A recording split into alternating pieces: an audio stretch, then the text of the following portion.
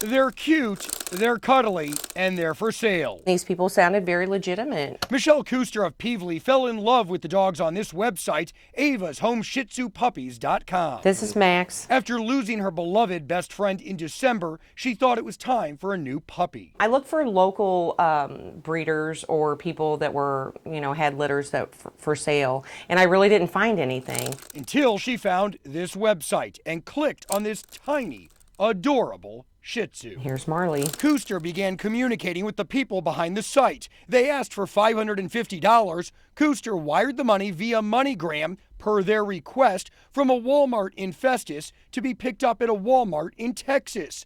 The deal was supposed to include shipping the dog from the Lone Star State to Lambert Airport. She quickly learned shipping wasn't included. My options were in the neighborhood of $500, $700, and $900. Kuster grew leery. The people behind the site cut off communication. Marley never arrived. And that's where most online scams might end. But for us, it's just the beginning. I visited the same website and began communicating with the same people Kuster communicated with. I asked if Marley, the dog purchased by Kuster, was still available. You guessed it, Marley is available. And yes, the puppy is ready to go. All they needed was $550 via MoneyGram. Hey, that sounds familiar. And just like Kuster, they told me the dog was located at a home in Richmond, Texas, just outside Houston.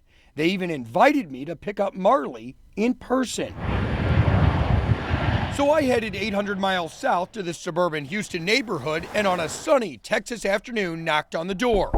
Moments later, homeowner Steve Chapman emerged. Hey, how are you? Good. The local sheriff is well aware of Chapman's home after receiving complaint calls from around the globe. Shanghai, Great Britain, Canada, New York, Vermont, Colorado, Nevada, and Florida, just to name a few. Detectives believe the loss from the phony dog scheme could top $700,000, and that's just from Texas residents alone. We're with a television station out of St. Louis. Okay. And we're looking for something called Ava's Home Shih Tzu. Okay. That is a scam. Turns out Chapman and his family are also victims. They're using our address. We get people coming by here constantly, asking for Shih Tzus, Dachshunds, all kinds of different small breeds. Just like the scammers invited me to Chapman's front door, they're inviting others. We had one lady drove down from Missouri to pick up a dog. Have they put your safety in jeopardy by doing this? They have, because I'm not always here. My wife and daughters are here. Should someone come up that's paid somebody $1,300, I mean, that could be dangerous. Chapman has tried to reach out to the people behind the site. It gets him nowhere.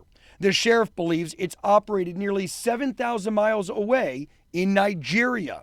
So why did they pick Chapman's unassuming Houston home as a headquarters? How did they pick this house out of any house in America? Before we got our dogs, we went to a local shelter to get them eventually. We had searched online and gone to a couple of websites, and I assume they got our address through that. Just like our victim in Missouri gave her address to the phony website, Chapman also provided his personal information online when shopping for his Shih Tzu mix. What's his name? Cooper. He ultimately got his pup at a shelter because the online site he visited also asked for payment via MoneyGram, which is how the bad guys operate. We actually had someone send us a MoneyGram. To the house? To the house. What'd you do with it? I gave it to the sheriff, and he said, well, at least this person will get their money back. She's like the cutest thing ever. In Peevely, Kuster knows she won't be getting a refund or a puppy, at least not online. After getting entangled in the scheme, Chapman offers his own advice. I direct most people to the shelter we got ours from. Bottom line, if you're in the market for a pet, make sure you see the pet in person before paying. Now, even before this story aired, I heard from an Illinois woman that was trying to purchase a Yorkie just like this one.